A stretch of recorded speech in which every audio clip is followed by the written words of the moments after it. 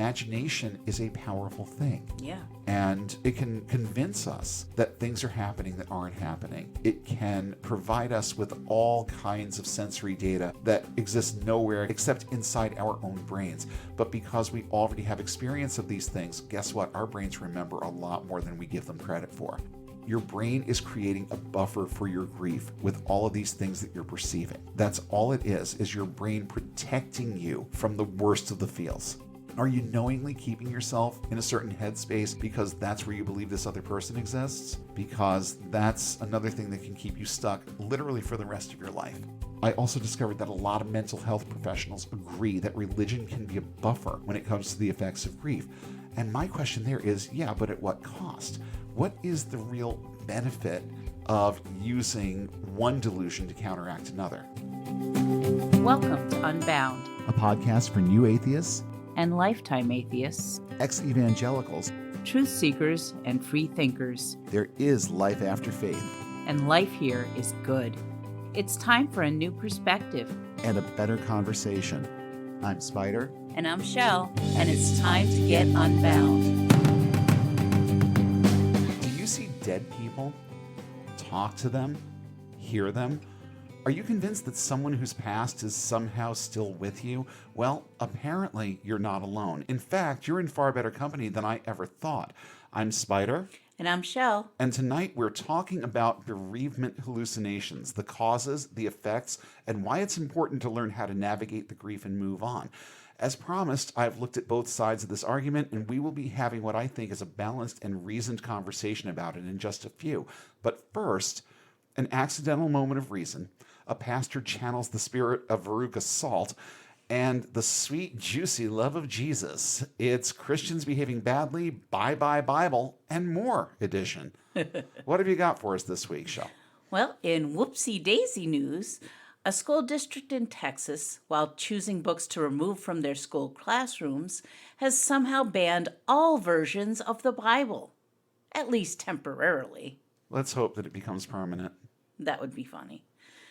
Last October, conservative parents in the Keller Independent School District demanded that certain books be censored and kept away from students' view, as they had themes that were deemed too mature.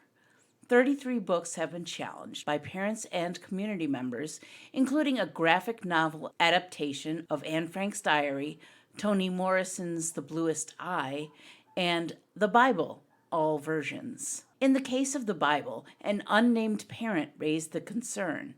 A reason was not specified. Suspicious. Very suspicious. The district formed a special committee to review everything on the list, and over the course of months, they removed some books from circulation while others remained in place. The adaptation of Anne Frank's diary, that one remained in place.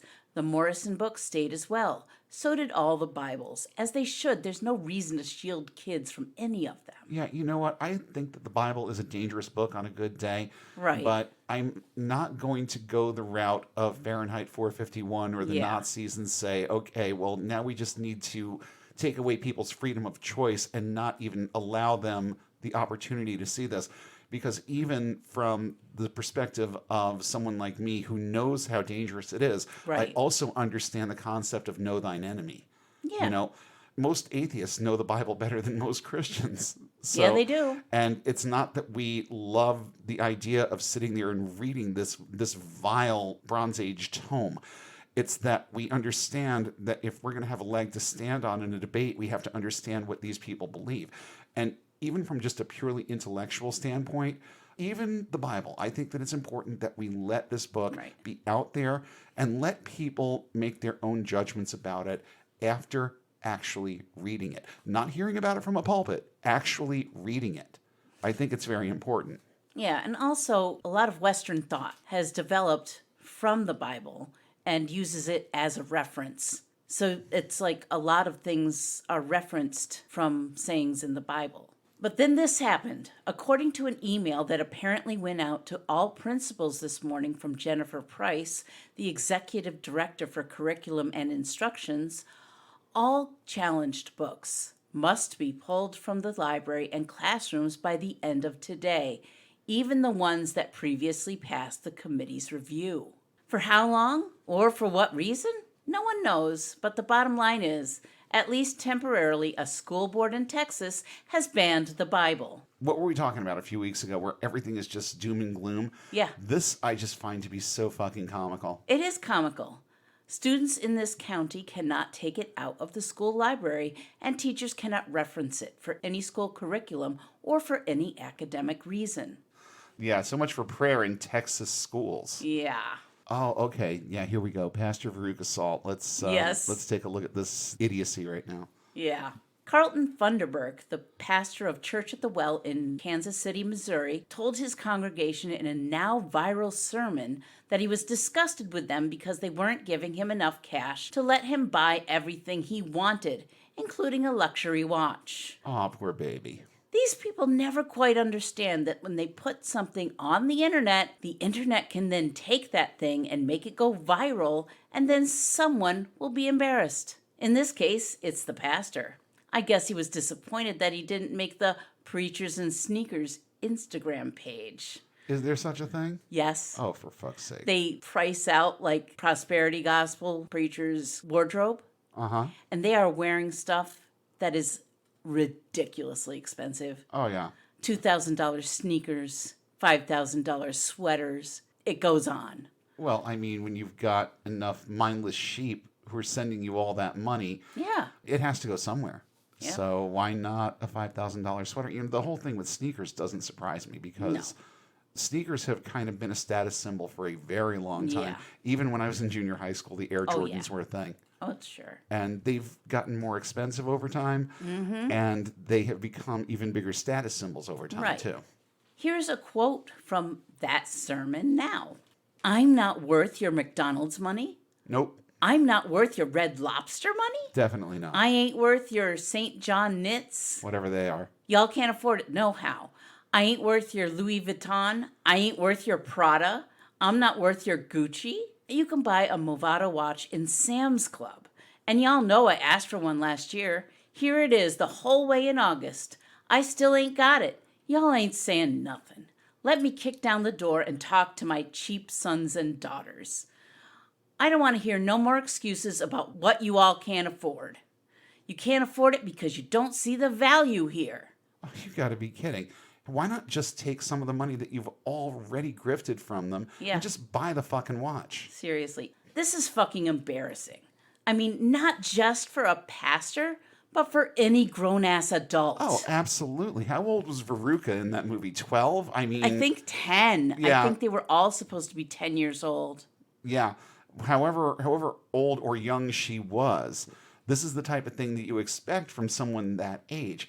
Not the person that is supposed to be your shepherd and your covering, and the person that you're supposed to look to as the example for how to act and behave and what it means to be a Christian. This is the message that he's sending people. I mean, it doesn't surprise me, but at the same time, it's just like, okay, you have been fleecing these people for God knows how long, and you can't figure out a way to just buy this fucking thing on your own. It has to be something that your congregation specifically gives you. Yeah, I know. It has to be this. You've got the money. Buy the fucking watch and shut your fucking mouth. Seriously. Like, he's not even hiding the fact that he's a grifter. He doesn't want money to help the church or community, to take care of the poor or anything like that. He wants the money to line his own pockets and to keep him in the manner he'd like to be accustomed to. You know, there's a part of me that says at least there's that. Yeah. You know, Gene Scott was the same way. Oh, yeah. He used to get on and tell people precisely what he was going to spend the money on. Oh, and yeah. hardly any of it, if any of it ever, had anything to do with spreading the gospel. It had everything to do with padding his lifestyle. And he was unabashed about it. He pulled no punches with his faithful when it came to asking for money. You knew what he was going to do with it because he flat out told you. I don't know why this works, but it's obviously been working for decades because that was Gene Scott. That was like the 80s and 90s. Yeah. Okay? So if it was working for him then, of course it's going to work for an asshole like this now. I can't wrap my brain around how or why. Yeah, I don't know. The pastor has responded, now that it's gone viral and he's embarrassed, with an apology that blamed people taking his words out of context. Whatever, dude. Yeah. These are your words. What context Yeah. are we talking about here? This is what you said. Yeah, what context It's literally what you said. would actually make this okay? Yeah. What context? There is no context that would make it okay. Yeah, taking his word out of context. Yeah, right. One more here, and just what's the brief synopsis of this one? Beth Moore talked about her grapes, and they caused wrath. Okay, so Yes. let's hear more about that. Blasphemy. The Baptists keep using that word. I do not think it means what they think it means. Oh, I'm certain it doesn't. Beth Moore is a Christian evangelist who preaches mainly to women. Unlike a lot of other evangelists with bigger followings, she is highly critical of Donald Trump and also the Southern Baptists' embrace of the right-wing agenda. As a result of the rampant racism, sexism, and sexual abuse, Moore left the Southern Baptist Convention last year in a well-publicized breakup. So suffice it to say, they don't like her, and she doesn't like them. They should, just steer clear of each other. But that never works. It usually never works because there's a tension in drama. Yeah. And they know it.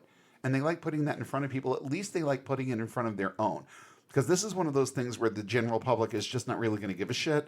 Yeah. But in the context of this organization and this individual, there's an audience. And both sides get that.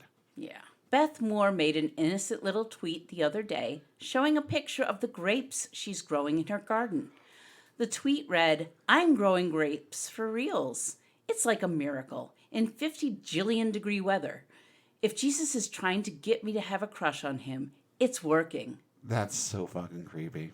I know, weird flex, but okay. We did an episode on the whole falling in love with Jesus thing. Oh, yeah. It's so fucking creepy, that whole concept. And every single so time creepy. I hear anything like this, it gives me the douche chills. Like, big time. Yeah. But seriously, that's where the story should have ended. But, Christians. Yeah, I know Christians. Unfortunately, I do. A bunch of insane Southern Baptists treated her little jokey tweet like it was an act of blasphemy. Here's a quote from Hemant Mehta's article on Only Sky. Moore's name began trending on Twitter. Relevant, a Christian publication, summarized the grape kerfuffle this way. "This is awful," said one person. "I am really holding my tongue right now. Really holding. I hope you repent and grow up." "Jesus Christ is not your boyfriend or your homeboy," tweeted another. "He is your Lord, your Savior, your Creator, your Sustainer, your King, and your God. Beth Moore doesn't have a clue who the true Jesus of the Bible even is. Read the book of Colossians." Goodness. We could go on. Toxic, blasphemer, abominable. All of these and many more epithets were hurled at Moore for the use of the word crush. Mm-hmm. The same people who talk about having a personal relationship with Jesus, refer to church as the bride of Christ, and who have song after song about their infatuation with their Savior, can't handle someone joking about having a crush on Jesus. You see, that's the thing. It was a joke. Yes. There are actually things about this person that just from this little snippet, I kind of like. Yeah. Because she seems to be more out on the fringes with the things that she believes, especially when it comes to politics. Yeah. And anyone who wants to stand up against the Southern Baptist Convention, as far as I'm concerned, can't be all bad. Yeah. But I don't think that these people quite understand. A lot of them go to church on Sundays and sing songs like "I keep falling in love with him" over and over and over and over again. I know. It gets sweeter and sweeter as the days go by. Oh, what a love between my Lord and I. How many times did we sing that song in chapel, for fuck's sake? So many times. So many. And if you want more examples, we did do an entire episode on this, but the other thing that kept running through my head was that song by Delirious. And the wonder of it all is that I'm living just to fall more in love with you. They don't seem to have problems with this, but a little thing like this, all of a sudden it's going to trend on Twitter. Do you people even listen to the words that come out of your own mouths on Sunday mornings? No, I doubt it. Come on. Moore responded to this with another jokey tweet about not getting any grape jelly from me for Christmas. That's great. This was clearly too much for a Southern Baptist pastor named Josh Boise, the founder of the G3 conference. Yesterday morning, he wrote that someone in his church gifted him with grape jelly. So take that, Beth. Moore responded in jest, saying that it wouldn't be nearly as good as hers before urging him in more Christianese to lighten up. To which Boise, a very normal dude, responded by denouncing her blasphemy. He used that word about the goddamn grape tweet. Racism? Not a problem. Anti-LGBTQ hate? He welcomes it. Destroying democracy? Yes, please. Sexual abuse? What's sexual abuse? But Beth Moore jokingly saying she's crushing on Jesus after seeing her grapes grow? Blasphemy. The state of theological debate in Southern Baptist circles must be really, really dull. Woman says something that men don't agree with? May as well declare her a blasphemer. It'll save time later. True that. And that was precisely what I was thinking. It's like this hasn't got anywhere near as much to do with what was said as it does with who said it. Right. Because she's already someone who has put herself in the crosshairs. Yeah. So, of course, when something like this happens, idiots like this are just going to fire back. Yeah. That's the way that it goes. And especially when it's a bunch of pasty white guys against a woman who has some kind of radical ideas as far as they're concerned. Of course, this is the type of thing that's going to happen because, I mean, it's just misogyny 101. Yeah. And I can't think of a single thing that the average evangelical male is better at than misogyny. Yeah, they're really good at it. And with that, we just want to let you know that our Patreon is active at patreon.com/unboundpodcastnetwork. $5 is all it takes to get you started. And for that, you get the satisfaction of knowing that you are playing an integral role in more people getting and staying unbound. Help us do this better. We can really use your support right now. And if you are just too strapped to deal with the whole money thing, well, we get that too. So help us out in these ways that I think in certain ways are even bigger. Your likes, your shares, your 5-star ratings, all of the things that help podcasts grow. Share our content on social media where it's relevant and tell people that we're out here because that is the most important thing that you can do for us. Like I've said before, I don't listen to a single podcast that I wasn't told about. I didn't discover any of these shows. Someone told me about every single podcast that I listen to. So that tells me that it's an important thing for us to do, to get this message spread to as wide an audience as possible, to get it in front of as many people who need to hear it as possible. You need to be vocal, and you need to tell people that we're out here. And you can do it in all the ways that I just mentioned, and you can do it in a very significant way by at least considering helping us out financially. Once again, patreon.com/unboundpodcastnetwork is where you're going to go to make your donation.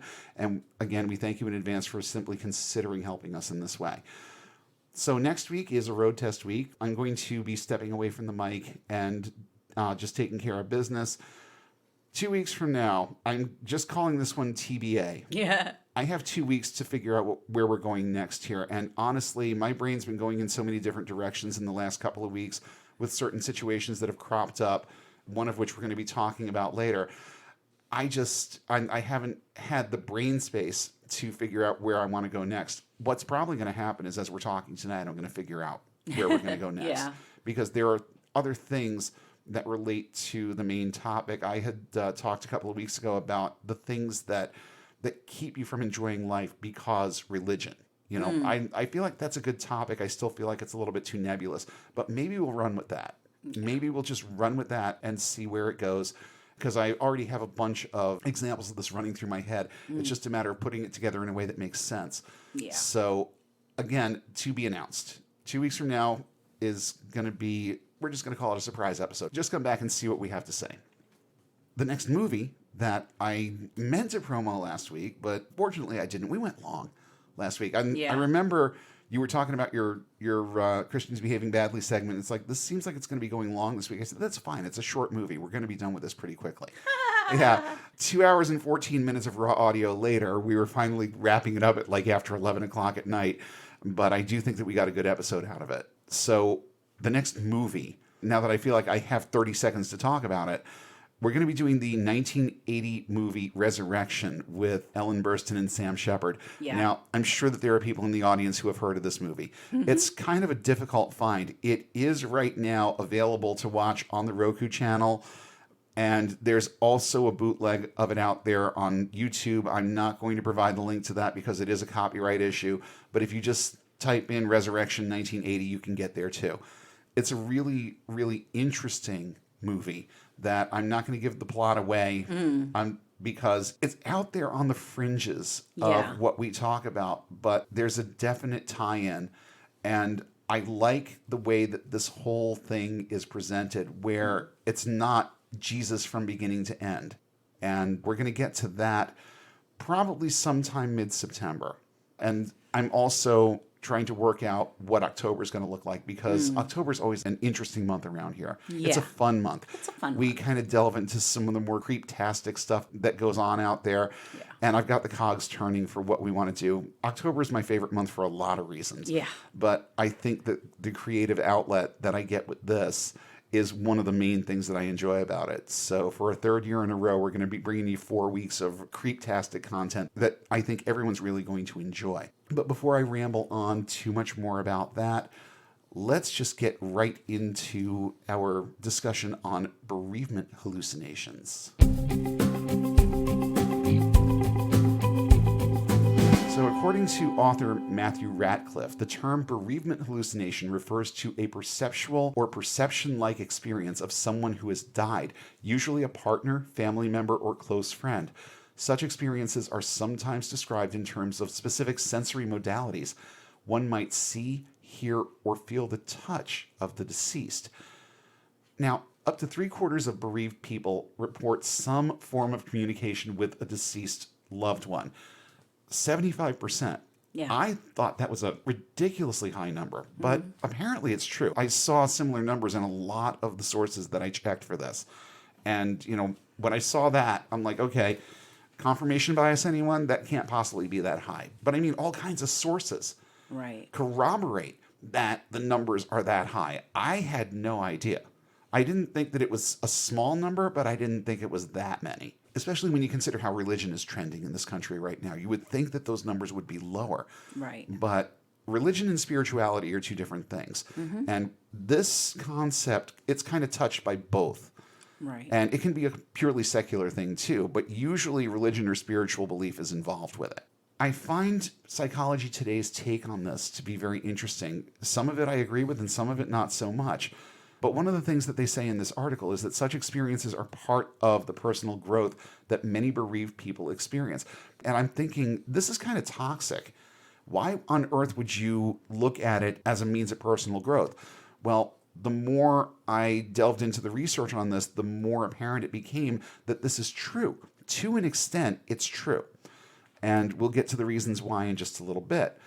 Around 1/5 of the people who report having some form of communication with someone who has passed say that they have evidence. They have evidential reasons for believing that this happened. And the crazy part is that in some of these instances, the information that they receive or convey or both actually turn out to be true. Now, does that mean that there's some kind of metaphysical reason for it? Well, keep listening. A recent survey conducted by OnePoll, that's all they call themselves, is OnePoll, finds 42% of people polled actually believe the dead can still contact us from the other side. Moreover, nearly 2 in 3 people, that's 63%, claim that they've seen signals or signs from a dead loved one. That is a fuck lot of people. Yeah. Of course, had I been asked this only about 6 or 7 years ago, I would probably also have been adding to those numbers because I did a lot of things like ghost investigations. Yeah. I was convinced that certain people had been talking to me during my Wicca days. I was convinced that I'd been communing with certain people. Right. And I'll get into that a little bit more in a couple minutes too. But, when I think about the fact that I could count myself in that number not terribly long ago, maybe it shouldn't be that surprising how high the numbers are. Right. So here are some of the most common signs that people believe to indicate that a spirit is nearby. 27% say that they sensed a presence in the room or have multiple experiences of sensing a presence in the room with them. 23% say that their pets start behaving strangely. And 22% say that they can actually smell a particular scent and not be able to pinpoint the source. Right. I have experienced all of these things. Mm-hmm. And there are definite natural reasons for all of them. Of course. 25% of the people surveyed believe the spirit of a lost loved one is still playing a major role in their life. They say a friendly spirit guides them through many things in life, like helping them find jobs, watching over them when they're sick, and keeping them safe when they travel. These are among the most popular beliefs in this particular category. 62% of adults who believe in life after death, now just bookmark that phrase, say they'd had contact with a spirit. Another 39% say they believe in paranormal activity because of the stories others have told them. Now, there's the operative there, though, isn't it? People who believe in life after death. Those of us who don't typically experience these things. Now, do we? We really don't. And that's just the way that it is. I've heard it said this way about things like possession before, right. too. It's like, how come you never see an atheist possessed by a demon? If they really wanted to demonstrate how real they are, then why wouldn't they come after us? It still wouldn't be quote unquote proof, but it would be way more in the realm of evidence Right. than what we have right now. That's for sure. And here's another interesting statistic. Nearly half of the people who believe in ghosts believe a dead loved one has returned from the other side to contact them again. In fact, 1 in 5 who have experienced a spiritual presence say their ghostly loved one actually made physical contact with them, doing things like brushing past them or touching them. Another 17% say their dead relative made their presence felt by causing the lights to flicker, while 1 in 10 have heard ghosts talking or crying out in a quiet house. Again, all things that I have experienced. And there are natural reasons for all of them. Mm-hmm. Even if they don't believe that they can hear what a dead loved one is saying, 46% of all respondents say it's comforting to think that a lost loved one is still able to reach them after death. With that in mind, 52% say they regularly talk to their family members who are no longer with them. They talk to the family members. What do the family members have to say? That's the question. Yeah. More than half the survey, 55% of the people surveyed, believe that people we love never really leave our presence, whether we still see them or not. Now, I've had experiences in this arena. I think we've both had experiences in this arena. Mm-hmm. The first one for me was actually when my grandmother died. Now, this was in 2010, and it was the end of any affection that I had for Christianity at that point. I don't think that at that point I was really seriously identifying as a Christian. Yeah. But I was still, for reasons unknown, I was still going to the Episcopal Church with you and just losing more and more of it every single week. Yeah. And I was at a point when my grandmother died where I was thinking a lot more like an atheist than a theist at that point. Right. Because it was stuck in my head that my grandmother was gone. There wasn't going to be this rosy reunion at some point. She was just gone. Mm-hmm. I couldn't feel her presence anymore. I saw her laying in that coffin, and it just, the reality of it just overwhelmed me. Actually, I think it was when we were driving onto the property and I saw the hearse. Yeah. The reality of it just absolutely overwhelmed me. And then when we got inside and we saw her in there, it was almost more than I could bear. But the funny thing was that not long after, I had a dream where I saw my grandmother, and she was probably 40 years younger, or even a little bit younger than that. I feel like this version of her was probably late 20s, early 30s. Right. And the way that she was dressed, it was just weird. And the colors were very weird. It was almost like one of those old-time sepia or sepia, or however you pronounce it. Those kinds of like brown and white photos. Yes. Everything was kind of in that sort of a hue. And I remember in my dream asking her, "Are you in heaven?" And in the dream, she responded to me, "I'm where I belong." So this was kind of a reflection of the way that I was thinking of things at that point. She neither confirmed nor denied that she was in heaven, but the dream was my brain's way of comforting me Right. through a very stressful situation. And unfortunately, it also kind of steered me back into the realm of belief for a little while because I absolutely believed that I had talked to her and that I had seen her. And that followed me right through my Wicca days. The funny thing is, she never showed up again. Right. Of the people that quote unquote showed up in ritual space and during meditations and all of that, she was not one of them. This was the last quote unquote communication that I had had with her. And it was just my brain trying to comfort me a little. And unfortunately, it steered me back in the wrong direction for another 6-ish years.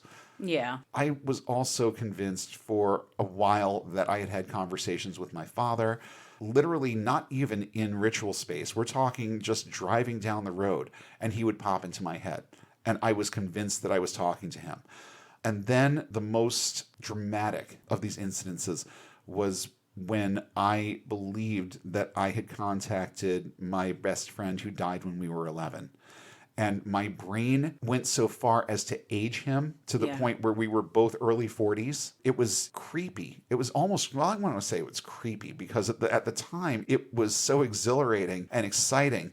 But to think about just how far my brain went with this now is a Yeah. little creepy. You know, I could have done without like 90% of it. I could have done without 100% of it if we're going to be Yeah. real about it. But it's one of those experiences that I'm not entirely sorry that I had. Right. Because, you know, there's always been a part of me that's wondered what it would have been like if he survived. Would we have remained that close? Right. Would we have been as much on the same page at 40 as we were when we were 11? And of course, my brain constructed a version of him that was all of those things. And it was very comforting Yeah. because of the people that I've lost, that one was the most difficult. I mean, it was 30 years between when I lost my grandfather and when I lost my grandmother. And right there, not even in the middle, only 2 years after I lost my grandfather, I lost Matthew. Right. And that one was the most impactful death for me. Even though I watched my grandfather die, Matthew was the most impactful death for me. And seeing him again in that context was very, very, very comforting. Our brains know what to do to steer the narrative in a way that's going to be comforting. And I'm going to get into that a little bit more in a couple of minutes later. The bottom line is that I've been there. Many, many people, myself included, have been there. But does that make it real? You know, I was amazed that Psychology Today printed an article that paints this in a light of at least semi-validation. But the language of the article does speak volumes if you pay attention to what's being said. Here are just a few examples. This is from an article written, oddly enough, by a guy named Steve Taylor. No, not the homophobic pro-life Christian musician and satirist we give too many nods to on this show. This one is a PhD, and I do think that he chose his words carefully enough so that those with ears to hear or eyes to read, I guess, would understand. Here are a few of the snippets with my commentary thrown in. In the aftermath of bereavement, it is not uncommon for people to undergo an intense form of post-traumatic growth.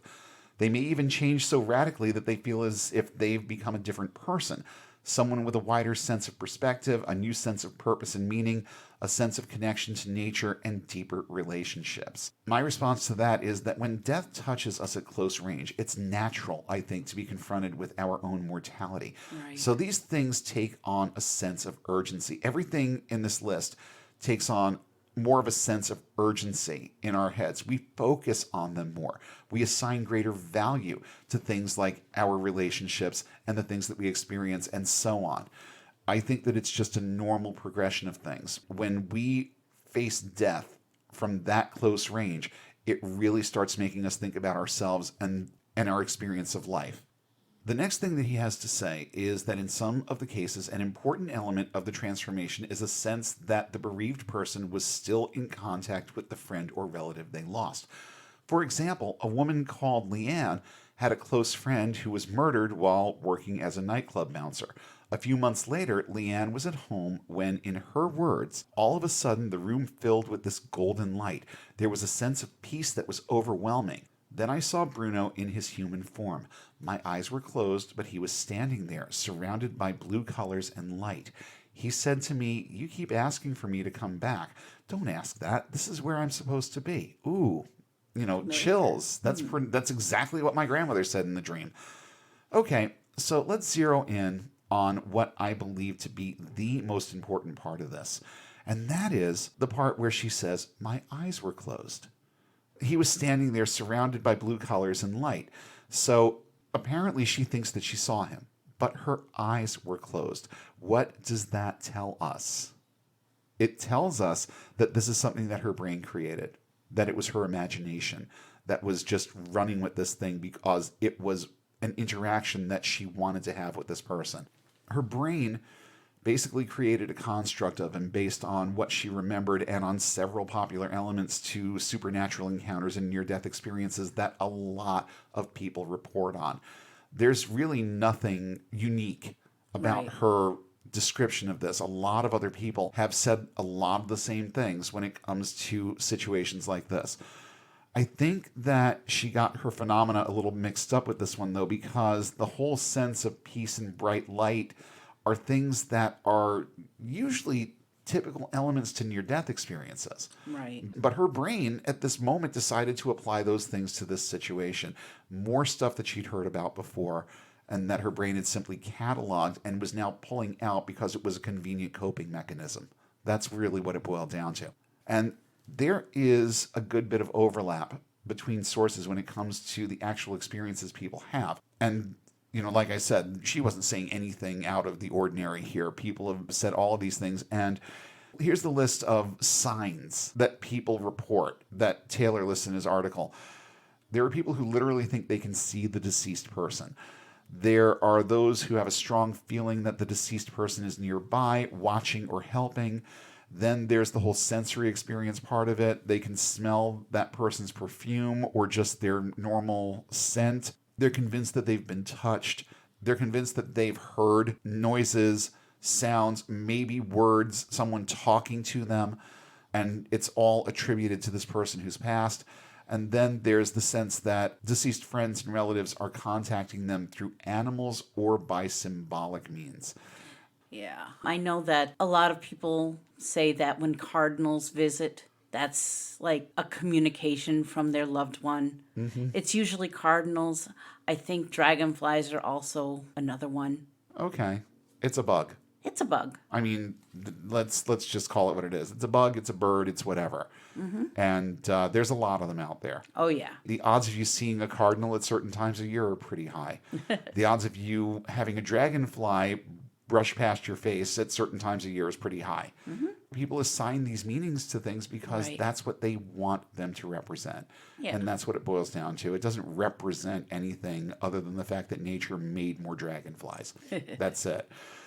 The next part of the article says that the simplest explanation would be that these experiences are wishful thinking, self-delusion, or hallucinations. However, there it is, the dreaded however. However, some after-death communications are difficult to dismiss in this way since they involve deceased people passing on messages which were later found to be relevant or information that was later confirmed. In one study of 1,667 after-death communications, around a fifth of these communications were said to be evidential, with 3 different types of evidence. So I'm reading that, and I'm like, around a fifth. So that means that 4/5 or 80% were easy to dismiss. So why not just say it? Why not just say it? That 80% of it is debunkable. It sounds like at least 80% is debunkable. So let's, with that in mind, take a look at the leading evidences. First, again from the article, there were experiences in which a person sensed or saw, often in a dream, the death of a person and found out shortly afterward that they had died. Why an image of someone dying would jump into somebody's head? Well, there are all kinds of indicators for that too. What you know about that person, what you know about their relationships, what the likelihood is that they're going to find themselves in harm's way. If this was a bouncer in a nightclub, that's not the safest of jobs in the first place. So I'm not a clinical therapist, psychologist, or anything like that. But from what I understand about the way that the human brain works, it would be easy in an instance like that to create a construct where your brain communicates the kind of danger that this person is in all the time when they work a job like that. And if it's someone that you know and care about, either consciously or unconsciously, you definitely are going to be worried about their safety knowing the kind of job that they do. So it doesn't seem to me like it would be that far out on the fringes for someone to have a dream of someone dying. Yeah. But the timing and structure of that person dying was nothing but coincidence. Let's just make sure that we're 1000% clear. It is nothing more than that. Right. Our brains do weird things from time to time. Second, back to the article, some experiences provided evidence that was later confirmed. In one example that was offered to me, a grandmother had a vivid dream in which she was having tea with the other grandmother of her grandchildren who had died recently. The other grandmother warned her that their granddaughter was in danger from her violent boyfriend. Here are those details that matter again. After some trepidation, she spoke to her granddaughter. She admitted that her boyfriend had made death threats to her, and she split up with him shortly after. This, to me, is among the worst choices for an example that they could have put in this article. Most abuse victims give off signs, and these signs are especially apparent to the people who care about them. I'm willing to believe that this person didn't actively think anything was wrong before this, but I do think that she was receiving those signals on an unconscious or subconscious level. Things the brain picks up but doesn't think about actively until there's enough data to do something like generate a dream. There was definitely something. I can't prove it. I mean, this is my opinion. I can't prove any of this. But when you know someone well, anything remotely off-center is going to register eventually. Yeah. And whether it's in the front of your mind or if your brain is just cataloging it until it has enough data to parse some kind of feeling or concern or anything together, once it has enough of that data, if you aren't actively thinking about it, then it makes perfect sense to me that your brain's going to construct a dream around it. Yeah. So as soon as I saw those details, it's like, come on now. Come on. This is someone who knows this person well. And if she's in any kind of distress, whether she's trying to let on about it or not, she's letting on. There are always signs. There are always signs. And even if they're subtle, they're there. And that person's brain picked up on these things, and it generated a dream that basically gave her the courage to speak up. I think that was what she was looking for, was some kind of avenue to bring this up, and then her brain just gave it to her. That is what it looks like to me. Thirdly, in some cases, the experiences happen to more than one person. And they give the example of a young woman and her fiance who both saw a vision of her dead grandfather. And now, when you're dealing with two people and they claim to have had the same basic experience, there are things that you can do to figure out whether or not they did. And it bothers me that there's nothing in here about these people being taken to separate spaces and being asked specific questions to see just how alike the experiences were. What was Grandma wearing? What did she say? Are there parallels in the descriptions between the two of them? We don't know because we're not being told. And who knows if they ever took the research far enough to responsibly collect data that way. Yeah. You know, it all depends on what the purpose was of doing the research. Because unfortunately, it's very easy to taint data to make something look like you want it to look. That's why the scientific method exists. Because it has refutation built in. Whereas something like this, it could be purely opinion, but now they've got these quote unquote evidences that show, well, this thing actually happened. Okay, no, give me the details that I just described, and then we'll talk. Okay, that's the way that I look at that. And then the article ends with what I consider to be some ridiculous speculation. It is only speculation. He's not trying to tout any kind of an agenda here. But I still think it's a little ridiculous. And he talks about things like telepathy and other things that kind of delve into the realm of metaphysics. Okay, no. Can we not, with the Pseudoscience in a Psychology Today article, please? I'm amazed that they printed that part of it. I feel like they really could have done without that last bit. But that notwithstanding, I feel like there was a definite read between the lines message going on with this, where he didn't want to offend by just saying this is all bullshit, but also wasn't about to say that this is de facto true or real either. So here's the real question. Why does any of this happen? I mean, To the people experiencing it, it's very real. So real, in fact, that even once some people let go of the notion of their loved ones still having places in their lives, they still hold on to those experiences as things that are beyond explanation. Some studies indicate that just like anything else, our brains have to learn how to grieve. At the beginning, bereavement hallucinations are the brain's way of dealing with the stress of loss. It manufactures sensory and cognitive information that is designed to make us feel like our loved one is still close. The comfort of that offsets some of the grief. But here's the problem. It's not healthy for the brain to keep this up forever. Most people see a diminishment of this kind of activity over time. I don't think you ever get over the loss of a child, spouse, or life partner, for example. I don't think that there's a move on aspect to that where you put them in your past and that's it. I don't think that there are very many people out there who can do that. So there's no moving on from it to the extent that you don't feel some emotional attachment. It's always going to be there. The trick is getting all the way through the grief stages and landing in a place called acceptance.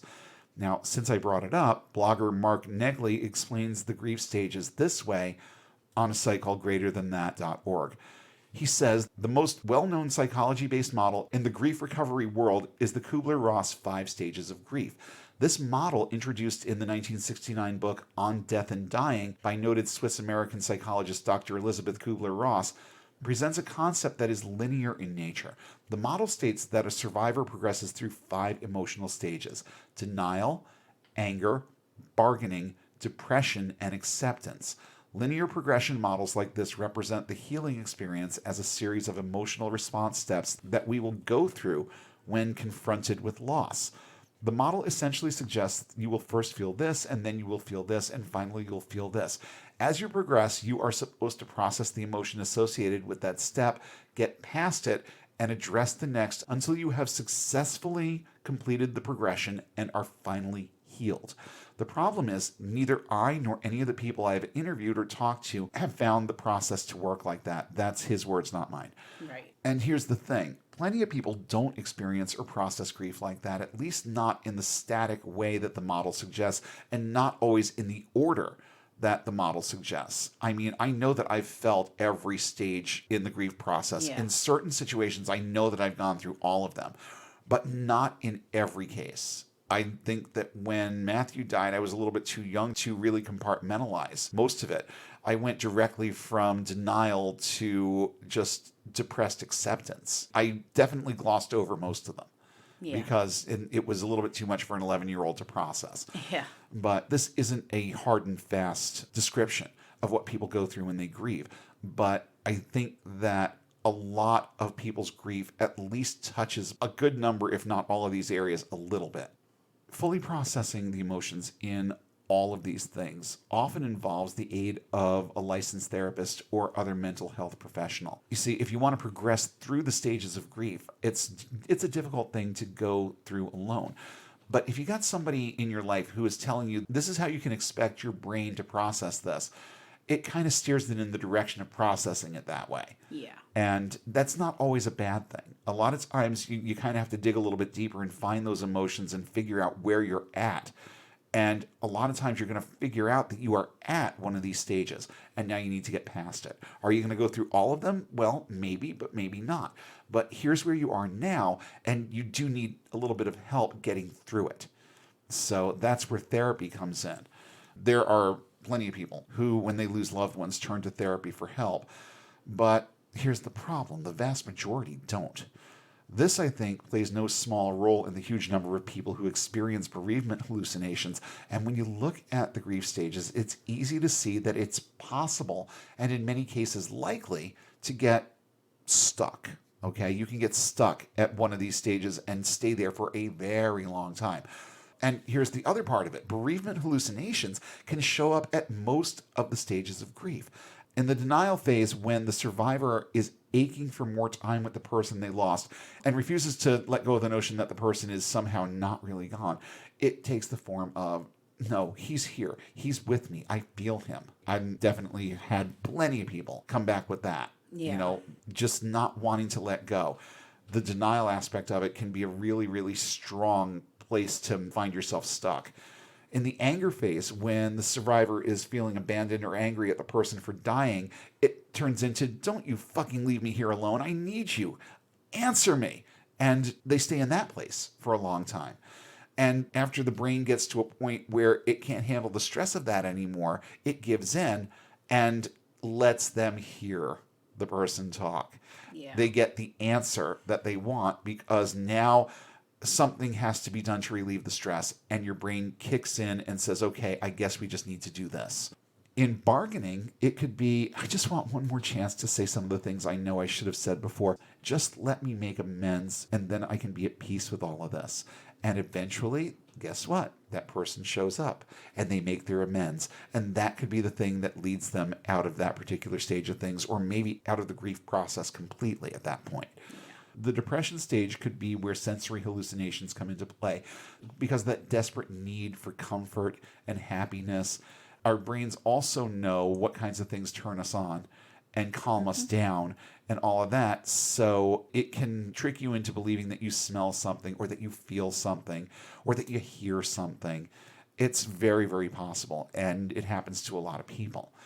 Acceptance seems to be the ultimate equalizer. It's where you come to grips with the finality of the situation, compartmentalize the emotions, and figure out how to move past any notion that someone who has died has any way of interacting with you. But in every other stage, there's room for our brains to latch onto memories that fit in the mental places we find ourselves when we lost someone. But like I said, there are more than a few sources out there that paint all of this in a positive, albeit cautionary light. Some say it's a normal part of the bereavement process, but most of the sources that I found that said this also warn that eventually it's necessary to move on. If you get stuck in this headspace, it can start causing problems. Yeah. Now let's talk about some of the psychological conditions that can arise from grief. Most mental health experts who have bothered to blog about this agree that bereavement hallucinations are not necessarily indicative of the presence of extreme mental health issues like psychosis, but they can be the result of several other causes. PTSD is a major player in this arena, and it's one of the disorders that play heavily into those defensive triggers that keep people from moving on. Loss of a child is one of the most common causes of PTSD tied to grief. Watching someone die is another. I know a thing or two about that one. Because like I said a minute ago, I watched my grandfather die, and it was not pretty. Major depressive disorder is another leading condition that can be brought on by grief. It presents with extreme sadness or despair, only small or often undetectable fluctuations in mood, and a loss of interest in life. In this scenario, the survivor basically disconnects from their emotions as a means of fleeing grief. They don't allow themselves to feel anything and subsequently wind up losing a large degree of their motivation. It makes it difficult to function at work, it can destroy relationships, and can even lead to drastic responses like suicide or prolonged mental illness of a number of descriptions. Prolonged grief can also present with conditions like anxiety, sleep disorders, suicidal thoughts and behaviors, and a variety of physical illnesses as well. Our mental health can have a direct impact on our physical health, and everything we go through prompts our brains to put up various defenses. There's a reason why so many people settle in with delusions about lost loved ones still being here. The truth and accepting it outright can upset the balance in the brain and make some very bad things happen. Namely, significant denial or disbelief about your loss, which causes you to not be completely in touch with reality anymore. You have the whole perceived loss of identity thing. Honestly, when I think about this one, when I saw that one, the very first thing that I thought of is, there have been many, many times where I've wondered how I'm going to feel about me if I survive you. Right. It's a difficult thing for me to think about because you've been part of this equation for so long. Right. That it's like, if that was ever gone, how would that change my perception of me? So it's a real thing. It's definitely the kind of thing that someone who loses someone should, well, not, I don't want to say should, but definitely something that they worry about. And if they're worried about it when that person is still here, when they're confronted with it, it can be way worse. Yeah, I know that after my mother died, it's like my brain was running in circles. It's like my mother was the one who knew me the longest, and she was the closest to me. I don't know who I am anymore. Yeah. That was a really tough one. It really didn't take place until after I had Liam, though, Yeah. because I was insulated from the grief until he was born. Yeah. And then I had postpartum and then that. Yeah. So it wasn't fun. Yeah, that's kind of the progression. Yeah. You know, it sucks that happened at the time that it happened. Yeah. I would have loved for her to have met him at least once. I know. But, you know, that's life. It is. Unfortunately, that's just the way that it goes. Yeah. There are people who try to consciously forget the deceased person, and all I can say is, you know, good luck with that. And why would you even want to? I know. You know, it's having the memory of that person in a healthy way is actually a healthy thing. But just the whole letting go and trying to forget thing, you know, I'm sorry, you've been in my life longer than you weren't. So Yeah. it would be an exercise in futility for me to try to forget you. And I would never, ever, ever, ever, ever want to. Right. So, but there are people out there that use this as a defense mechanism because it becomes too difficult dealing with the emotions that are tied to that other person and the headspace that they find themselves stuck in. You've got the lingering anger, which of course is one of the grief stages that you can get stuck in. Change in personality. Oh yeah, a lot of people change drastically when they lose someone close. And a lot of people have difficulty returning to their normal social, academic, leisure, or professional routines. They report feeling emotionally numb, and they lose their sense of direction and purpose. These are all very bad things that can happen when the truth just has its way. That's why people have to kind of finesse their way into it, Right. and why it's mostly beneficial to have help in the form of a good therapist. Yeah. It's very, very beneficial at that moment because it can help you avoid a lot of the things that are on that little list. But of course, that also begs the question, well, isn't it better then to just live with the delusion if confronting it and seeing it for what it is can lead to things like suicide and other bad things? Well, you know, that is where the whole concept of getting help comes in. But even the notion of resolving these thoughts and feelings for some people can be terrifying. People often avoid therapy because they fear that they will learn to let go. And they're not in a headspace where they want to let go. They can't see there being more peace in that than they perceive to have in holding on. And that is what keeps a lot of people from getting help and keeps them stuck, sometimes for their entire lives. So that right there is the clinical end of it. Now let's look at how spirituality exacerbates the issue. When you add things like God and metaphysics to the mix, it's a good recipe for getting stuck. As an evangelical, I was taught not to believe in ghosts, but I never got a straight answer from any kind of spiritual authority about whether or not a deceased loved one can actually influence us. The half answers I got ranged from, it's possible, to it's the Holy Spirit communicating with you in a way that you can understand. So the Holy Spirit is a liar. Got it. Got it. Yeah. And that brings me to the two stories that got this particular ball rolling in and violently bouncing off the walls of my head over the last month or so. Yeah. So, as many of our listeners, if you've been paying attention, know, our relationship is in the realm of polyamory or ethical non-monogamy. And I haven't had a whole lot of luck in this arena, to be perfectly honest. You know, there have been moments where I've been glad that I've embarked on this journey, but it has been an uphill battle. It really has. But at the same time, I've learned a lot about me, and I continue to learn a lot about me through this process. But there are moments and instances where I feel like I should know better about certain things, but my brain is still just far enough off on the side of letting my emotions have a say in certain things that it can still tend to get me in a little bit of trouble. Yeah. So in this particular instance, I just kind of logged onto OKC at one point, and there was a new like. I looked through this person's profile, and I saw that there were certain things that looked really, really good. And then there were certain things about spirituality that I figured, you know, this could be problematic.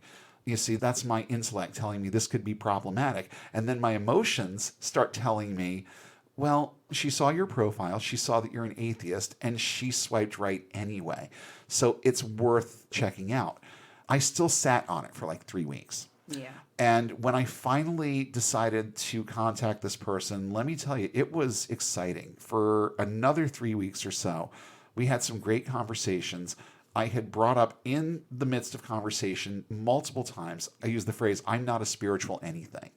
That part of my life is done. I said it more than once. Yeah. And I felt like we had had some decent conversations about that. Nothing really in depth, but we definitely addressed it once or twice in a very muted sort of way. So fast forward about 3 weeks, and we decided we're going to get together. We went to this wonderful outdoor concert with a Fleetwood Mac tribute band. They were like really, really awesome. It was an amazing night. I honestly thought that things were moving in a good direction. And then there was a little bit more talk about things like Reiki. And then we started talking about her son who died, who she's convinced is still a part of her life. And, you know, I feel like at this point, at this stage in the game, I should have been more prepared for this. But when all of this started coming out, it's easier in text because you can backspace and you can really get your thoughts together in that kind of a conversation. But when you're standing there next to somebody or sitting there on their couch, it's different. It's much more difficult to put on the poker face or really collect your thoughts and say something that's going to make sense in that moment. So when she started talking about these things, when she brought up Reiki, I did tell her, you know, technically I'm still an RMT, Reiki master teacher. I went through all the stages with this and stopped short of saying anything else about it, other than the fact that I'm not practicing it at this point and that it's not something that I would ever see myself going back to. Right. And that was kind of the end of that conversation. And then she brought up the stuff about the child who had died. And, you know, I was just at a point, you know, we had just had a really, really nice time at this concert. And it felt like a too heavy conversation to be having at that moment. And I didn't know precisely how to deal with it. So I kind of dealt with it with a little bit of uncomfortable silence. I didn't say anything. I didn't know what to say about it. And it's like, it's going through my head, well, she already knows that you don't think this way. She already knows that this is not something that you're just going to look at and say, oh, well, that's great. But we got past that part of the conversation. And it was about a 25-minute ride home. And we just started talking about all kinds of other stuff, you know, me stuff, her stuff. And the conversation started feeling more balanced. Now, to put it in perspective for you, the concert was only like an hour and a half. We were literally out of there and home and back at her place by 8 o'clock at night. We proceeded to sit there on that couch and chat until 1:30 in the morning. Okay. I'm thinking she is really, really, really going for the whole discovery thing with this. This is something that definitely looks like it's going to go somewhere. Yeah. And we talked more about the spirituality stuff. And I was honest about my experiences and the whys and wherefores of what kind of brought me to this place of non-belief. And I thought that we were having a good talk. I thought that it was going well. It's important that you understand these things about me. It's important that I understand these things about you, because if this is going to go anywhere and we're going to have any semblance of a relationship, then there has to be a meeting of the minds on this stuff. Right. And, you know, there are plenty of people out there who go through relationships that are decades long, and they have different views on spirituality and religion, and they make it work. So this was the other thing that was going through my head when I was trying to decide whether or not I was going to swipe right or respond to her. So that's running through my head. It's like, you know, there's no reason why this can't work. And at the end of the night, everything was great. Everything was so great. When I left, it was like 1:30 in the morning, and I'm driving home on this high, and I'm just like letting the emotions, you know, I'm not falling for this person after one date, but let's just say that I was allowing the emotions to trip a little bit. Okay. Yeah. Stumble a little bit over this person. Not fall, but just kind of loosen up the reins a little. Well, that was Saturday. Sunday rolls around, and I literally hear from her once, which is not, it's not typical. But I chalked it up to, okay, well, you know what? She usually goes to bed at 10 o'clock at night, and you were there until 1:30 in the morning. You know, she's probably sleeping, napping, whatever. Monday rolls around and I text her, and I'm already at work. It was a busy morning and I just kind of forgotten to say my good morning. So I text her, and before I know it, I've got this very long, drawn out text that basically indicates that the feelings, the way that she put it, just didn't carry over to Sunday. And it had everything to do with a difference of opinion on this one thing. And I'm certain that I know what most of it was. I mean, she had read my profile. She knew what I believed. When she swiped right, she knew. That was the part that hurt the most. But I honestly believe that after she met me and she saw just what kind of a foundation I had in my non-belief, it probably scared her. She probably started thinking that eventually, if I hang out with this guy too much, I'm going to start thinking like him. And she could not bear the idea of letting go of this notion of this dead child of hers still interacting with her. And she decided to sacrifice what could have been a very good relationship with a living, breathing human who is there right now that you can see, you can touch, you can hear, and it's not coming from your imagination. She decided that that had less value than this notion of her son still being with her. Yeah. You see, religion and spirituality take a lot of things away from us. And the worst of it is when these things deprive you of your happiness. Because it wasn't just it wasn't just a psychological thing with her. It was a whole spiritual thing. And because I had abandoned spirituality, it was going to make it impossible. All the discovery that went on the night before just led her to, and this is my mind, not hers. She didn't say this outright, but I kind of read it between the lines. In her mind, it was going to be too difficult to maintain the beliefs in the face of so much fucking logic. Yeah. And that was where I think it all fell apart. Yeah. So that was story number one. Now, that kind of touched me in the quote-unquote heart. And it did.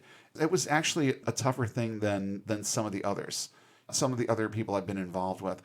Yeah. This actually hurt more because I saw real serious potential with it. And once again, let my emotions have a little bit too much of the floor a little bit too early on. So, another lesson learned. There's that. The next one, well, let's just say that this situation could have absolutely toppled my business because it touched my business directly. A couple months ago, I hired a new instructor and things were going well. Things were okay in terms of how this person was doing her job. She took a little bit longer to learn it than average. I spent some extra time with her, made sure that she understood how we did things, and I didn't hear boo for like a month. And then all of a sudden, I don't even know if I told people this when it happened, but I wound up getting COVID over 4th of July weekend. We both wound up with COVID over 4th of July weekend. I think that my instructor and I both got it at work, and we both got it from the same person. I'm reasonably certain of where each of us picked it up. I'm pretty sure I know. What happened next was kind of interesting. For starters, she was very paranoid about coming back to work. She had gone to urgent care and was told by a medical tech that she had to quarantine for 14 days. She was vaccinated. She didn't have to quarantine for 14 days. On the high end of things, you would probably have to quarantine for 5. I kind of steered clear of students for about 5 days. Mm-hmm. I was back at work after like 3 and staying away from people. Right. But I kind of steered clear of students for a while until I knew that I felt perfectly normal again. I was not getting in the car. But she milked it for 2 weeks because someone at urgent care managed to scare her into staying away from work for 2 weeks. And when she came back, let's just say things were a little different. Now, COVID can do a lot to your brain. There are all kinds of things that COVID can do to mess with your brain. But I had no idea for a little while there what was going on in one of my instruction vehicles. But apparently this person had got it into her head that her dead mother was communicating with her and guiding her through certain stressful situations. There was one other stressful situation in her life that happened right after the whole thing with COVID. And those things together, I think, were the catalyst for all of this stuff. And I found out that she was conveying this stuff to students in the car, that she was talking about some craziness about how God had told her that her and her mother were responsible for saving the world. Yeah. It was so fucking out there. And it's like, it almost sounded like the plot of a movie. Yeah. It's like, if this person had any writing skills, I would have told her to write a fucking screenplay. Okay. It was that out there. It was that over the top. And without going into major detail here, after about a week of this, I finally get a phone call from a parent. And what I was hearing was just, I couldn't even believe my ears that this was something that was going on in one of my cars. And it's like, people embellish, they inflate, they make mountains out of molehills. Let's actually see what all of this is about and whether or not it's as bad as it sounds. Well, the instructor came back at the end of her shift, and we went out back for a little nicotine therapy, because I've found this to be true with two of my instructors so far. I'm not a quote unquote habitual smoker, but it does have a tendency to make things feel a little bit more comfortable when you're just out there smoking a butt. Right. And so we were out there. I asked her, I was trying to lead her into the conversation without saying that I had had interactions with anybody at that point. I asked her, how things were going. Things seem a little bit different since you got back. And then she started conveying all this shit to me, all of the same stuff. And I'm like, fuck me, it's true. She's literally talking about these things in the car with 16-year-olds.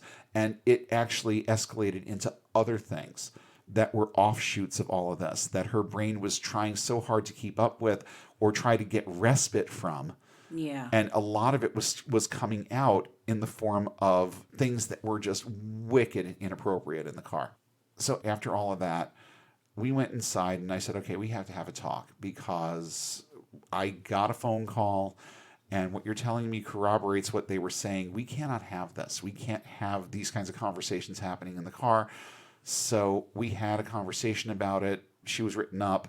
And I told her, this is the type of thing that you talk about in the car. You don't get into conversations about religion and spirituality. You don't talk to them about the personal issues that you're facing and anything about talking to dead people. We're not going to be talking about that in our instruction vehicles. And, I was given every assurance that it wouldn't happen again, but I was still very uneasy about putting her back in the car. I said, you know what? I think what I'm going to do is I'm going to have you not come in for the next few days.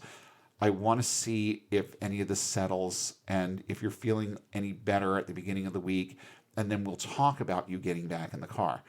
Well, in the interim, she wound up sending me a bunch of texts. And in some of these texts, she claimed to be speaking as her mother.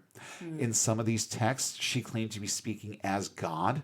And I'm like, okay, I think we're done here. I think we're definitely done here. And it was a complete 180 turnaround, because, she did take a little longer to learn the job than average. But I think that at least in the beginning, and I've kind of had certain evidences come out in the last few days that corroborate that things were kind of business as usual until she got COVID. Right. And then all of this stuff started flooding into her head. And she was convinced that her dead mother and God were speaking to her. Ooh. Okay. Did I mention she's evangelical? Ah. Okay. So she kept telling me, I have to get through this week. We're going to resolve all of this in church on Sunday. I'm like, you're going to come back crazier on Monday than you are right now if you're going to let church people try and deal with this. It's like, you don't need, and I told her this, point blank, I told her this. It's like, you do not need to put this one in the hands of your pastor. You need to get on the phone to your insurance provider and tell them that you need help finding a mental health professional that can help you through this. That is what you need to do. Yeah. And, she kind of blew it off at first. But when she ultimately lost her job, which she did, as she's walking out, I said, you know what? I'm really, really sorry that things are working out the way that they are. Please, I am begging you, get some help and get good secular help. Do not look to your church, because do you feel any better now? This was like Wednesday of the following week. It's like, you told me that this was all going to be resolved in church on Sunday. How are you feeling on Wednesday? You need better help. And I urge you to get it. And that was the last time that I spoke to her until she texted me like a couple of days ago. And long story short, she actually is in the process of getting some help. It absolutely amazes me, but she is. And the nature of the texts that I got in the last couple of days, way more normal. Yeah. Way more normal than anything that I had seen a couple of weeks ago. So those were the things that were weighing on my mind when I kind of launched into that tirade a couple of weeks ago about, oh, we're going to do this next week. We're going to talk about that. Well, these were the things that were running through my head. And the running thread with both of them is the way that spirituality and religion can manipulate the way that you think about things and how they can have an impact the way that we think about things. And the running thread with both of them that, oddly enough, I hadn't actually taken the time to assess while I was going through all this because my own emotions were in such a tizzy, is that they both revolved around dead loved ones. Yeah. And that was what got me thinking about this entire topic and trying to make it make sense in my own head, but then also deliver it to the audience in a way that would benefit them. So I told you those stories to get you to understand what that kind of thinking can do to you and the types of things that it can deprive you of. It can deprive you of healthy relationships. It can deprive you of your sense of reality. And it can deprive you of things like your job. Yeah. Okay? If you let it go unchecked, if you let your grief go unchecked, there is a lot that these things can ultimately take away from you. And when you add religion and spirituality into the mix, well, guess what? You've just doubled and quadrupled the problems that you have, because now you have this foundation of belief where, especially when it comes to Christianity, you have this foundation of belief that eventually, at least, you're going to see these people again. Yeah. And sometimes your brain just can't wait that long. And regardless of what anyone wants to tell you about what doctrinally is supposed to be happening with that person right now, if your brain wants them to be there, they're going to be there. Yeah. So when you add that element of religion or spirituality to it, it can actually make it exponentially more toxic. And it can deny you things that you really shouldn't have to live without. And it can put you in mental places where you should never have to go. Right. So there's the cautionary tale for the week about this particular subject. Through the course of my research, I also discovered that a lot of mental health professionals agree that religion can be a buffer when it comes to the effects of grief. And my question there is, yeah, but at what cost? What is the real benefit of using one delusion to counteract another? You know, it doesn't make any sense to me. Yeah. They also say that bereavement hallucinations can be beneficial to the grief process. Well, yes, if you move things along, but if it keeps you stuck, I'm sorry, but what good is it? Right. One of the things that ran through my head after I got the Monday text was the part in the first Harry Potter book about the Mirror of Erised. Yeah. We're going to forget for a minute that these words were written by a hopeless transphobe and just deal with the truth of it for just a second. And there's that line after Harry has spent like multiple nights sitting in front of this mirror that shows, as it says along the border of the mirror, I show not your face, but your heart's desire. Right. Well, that's kind of what your brain is doing when it starts concocting these bereavement hallucinations. And Harry, when he sat in front of the mirror, he could see his parents, his dead parents, right, who were basically cheering him on and showing how proud they were of him. And this was the desire of his heart. He wanted to have that kind of interaction with them. So after a bunch of nights of just vegging out in front of this mirror, Professor Dumbledore happens upon him and says, "Back again, Harry?" He tells Harry, that there are people who have actually gone mad in front of this mirror. But the pivotal line here is where he tells Harry, it does not do to dwell on dreams and forget to live. And the message here is, you can let this drive you crazy, or you can get on with your life and understand that this is not truth. That this is nothing but an illusion, and you have to be okay with that. You can't dwell on it, because if you do, it can drive you crazy. And he goes so far as to move the mirror to another location so that Harry can't find it anymore. Wouldn't it be great if we could just take those parts of our brain that keep us stuck in these places and just move them someplace else so that we don't have to interact with them anymore? Unfortunately, it's just not that simple when it comes to this sort of thing. But when it became apparent to me that that relationship wasn't going to go anywhere, and because of this, that was the very first thing that I thought of. It does not do to dwell on dreams and forget to live. You have a live person here who cares about you, who is interested in seeing something happen here, but you're going to cling to this notion that someone who is deceased is still, quote unquote, with you. And you're going to find more comfort in that. No, all that is a reflection in the mirror of our said sweetheart. And that's all that it will ever be. And getting past that is necessary. I don't think I ever even told her about the podcast. We never got that far. No. So I don't think there's any way that she's ever going to hear this. But, you know, in the most basic of terms, and to anyone who has ears to hear, don't fall into that trap. And if you're stuck in a place like this, then it's important to figure out a way out. Yeah. It's very important. I will admit that I was disappointed to see so many positive perspectives on all of this. And there were a lot in the research that I did. There were a lot of positive things that a lot of people said about it. But here's the thing. In my mind, delusion is never a good thing. Now, that said, I can see where a lot of these people are coming from too. I would just have liked to see a bit more commentary about how to get past bereavement hallucinations and a little less on the side of enabling in a lot of these articles. I think that would have been much better. Anyone going through this would likely look at an article like the one in Psychology Today and actually find affirmation in it. That in and of itself can get a person stuck. The experts say that this is fine and might even be real, and the person turns around and starts thinking things like, I have proofs just like those people in the article.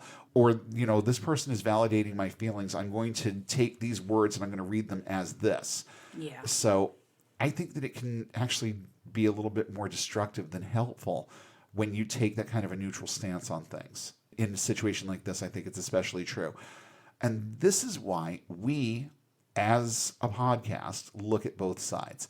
In my own experience, visions and dreams didn't really provide me with much comfort, not even the one about my grandmother, really. It was always stuck in my mind that those people were gone. There was a part of me that could never really get behind the whole we live forever thing. Wicca gave me a much more comforting construct of these interactions. It also described far better iterations of heaven than any Christian version had to offer. So it became more of a pleasurable thing for me to think about being in heaven and being reunited with the people that were important to me that had passed. And I would even get chills whenever I would read the part of the Charge of the Goddess about I give freedom and peace and reunion with those gone before. And I latched onto that pretty heavily for a while. I did. But the more you distance yourself from the influences that keep your thoughts centered on those things, the more your thoughts start distancing themselves from those concepts. I think the person in story number 1 ultimately decided that she didn't want to pursue the relationship because she knew that the more she hung around with someone who didn't believe those things, the less she would have over time. She wasn't ready to let go, so she chose to perpetuate feelings of the presence of someone who wasn't there over the real, tangible comforts that a relationship with a real, living, breathing person bring with it. In the latter example, being confronted with the mortality of her partner, that was the other stressful bit that I kind of mentioned but glossed over. Her partner was taken to the hospital with chest pains, and they were afraid that he was having a heart attack. So being confronted with the mortality of her partner, that triggered the need to feel close to her mother, who had already passed. The second story is, in fact, moving toward a happy ending. The first, I have no idea. I'd like to think that eventually she figures out a way to move on, but it isn't likely without some kind of outside influence leading her in that direction, and clearly she's nowhere near ready for that. Sad but true. If you're experiencing things that you believe to be the presence of someone who's passed, let me leave you with these key takeaways. Number 1, your brain is creating a buffer for your grief with all of these things that you're perceiving. That's all it is your brain protecting you from the worst of the feels. Next, imagination is a powerful thing. Yeah. And it can convince us that things are happening that aren't happening. It can provide us with all kinds of sensory data that exist nowhere except inside our own brains. But because we already have experience of these things, guess what? Our brains remember a lot more than we give them credit for. And our brains can pull things out at a point of need. And you think that you can hear something or smell something or feel something because it's already familiar. You've already experienced it. And your brain is now making these connections again as a defense mechanism to keep you from going crazy. Next, assessing the proofs that you claim to have is mandatory. In both of those stories, there were instances where I was presented with quote unquote proofs that could be easily explained away as coincidental or by other very, very simple, practical, and common means. I didn't confront either of them on it, but it was very easy to see where this stuff was coming from. And one of the examples that I was given by this person that I was quote unquote dating for very, very briefly was that she had been given some kind of go-ahead, or I don't even know if I want to say go-ahead. She was given encouragement by another person that she knew who had died. And she was taking that as, this was a good thing. Meeting up with me was a good thing because she heard a song on the radio that was a favorite of one of her best friends.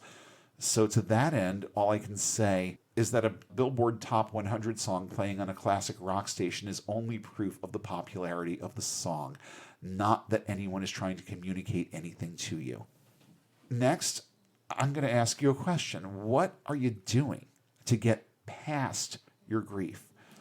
Are you doing anything to get past it, or have you become too comfortable with where you are that you have become stuck? Because if that's the case, then you might need some help getting past this point. Of course, you need to want to get past that point first, but it might take some help once you get there. And let's just see if we can pull a little bit of honesty out of this situation. Are you purposely keeping yourself at one of the stages of grief because that's where you feel that person most strongly? Because that's another thing that we do. And usually it's at the denial or bargaining end of the equation. But again, it can show up at any of the grief stages. So are you knowingly keeping yourself in a certain headspace because that's where you believe this other person exists? Because that's another thing that can keep you stuck literally for the rest of your life. So try to remember that the conversations you think you're having with a deceased loved one all pull from memories of real interactions. If you think about it, I'm sure you can even trace back the things that happen in those moments to things that actually happened when the person was alive. I dare you to test this one out. Everything you think about that person is based on the experience of having them in your life. So the next time you feel like somebody is communicating something with you, ask yourself, where have I heard this before? Has this person had this conversation with me before? Is it the type of thing that they would be prone to say or do already? Because if the answer is yes, that is your brain putting together a scenario based on what you know and understand about that person, and that is all it is. Also keep in mind that moving past grief to a place of acceptance is difficult. It takes a level of courage that many don't possess on their own. If necessary, start by forgetting about finding the courage to let go and instead exercise enough courage to reach out to a licensed mental health professional for help. Remember, it's not about taking your pain away. It's about learning how to manage it and compartmentalize it so that you can have healthy memories of the person or people you've lost. Remembering is very healthy. Insisting that they're somehow still here just isn't. Lastly, if you've experienced any of this and have listened this far, it means something very significant. It means that you're open to the notion that there are explanations for the experiences you've had and you're interested in exploring the truth. This is a very good thing, and good for you for having enough of an open mind to at least consider the truth of your situation. It shows that you're smart enough to realize that there's a possibility that these things aren't real. And no, you're not stupid if you have bereavement hallucinations. You're hurt if you have them. You're lonely if you have them. You might be angry or depressed if you have them. It has nothing to do with a lack of intellect, but you have to be willing to let your intellect in on the conversation. That's vital. This is what we hope to have facilitated in this conversation. It's important to not let your emotions run the entire show. And if you have until now, I challenge you to let reason have the floor and approach the information we've shared with you tonight with the desire to understand what's really going on. Don't settle for things that exist only in your imagination. That's a recipe for missing out on things that are real and can bring you real comfort and happiness. Don't dwell on dreams to the point where you forget to live. It's good advice. If we've made you think about all of this a little more, also think about getting help in managing your grief if you haven't already. And again, not from your pastor or your best friend, from a qualified mental health professional who can help you see the pros and cons and guide you into a place of peace with all of this. If you've been stuck for a while, your mind needs a break. Take steps to keep your mind well. I know it's scary, but unfortunately, the truth isn't always comforting, at least not at the beginning. And that's just the reality of it. Like we said way back in episode 1, it's important to reach a place where we're willing to seek the truth wherever it leads, even if it puts us out of our comfort zone once in a while. There's still more peace to be found in uncomfortable truths than there will ever be in comforting lies. Stay open to the possibility of letting go. It's just one more step you can take toward getting and staying unbound. We hope you enjoyed this episode of Unbound. Show topics are chosen based on their timeliness, relevance, and social impact. Have suggestions for future topics? Email us at unbound.podcast.network@gmail.com with all your comments and feedback. Please don't forget to like, share, and throw a few 5-star ratings our way, and follow us on all major social platforms. And don't forget to hit subscribe if you haven't already. Links to our social pages, as well as a full list of cited sources in today's episode, are listed in the show notes, available at our website, getunbound.org. That's get-unbound.org. If you value this resource and would like to see it continue, please consider supporting us on Patreon at the link in the show description. And be sure to check for new updates every Sunday when we'll come together again and take one more step toward getting and staying unbound.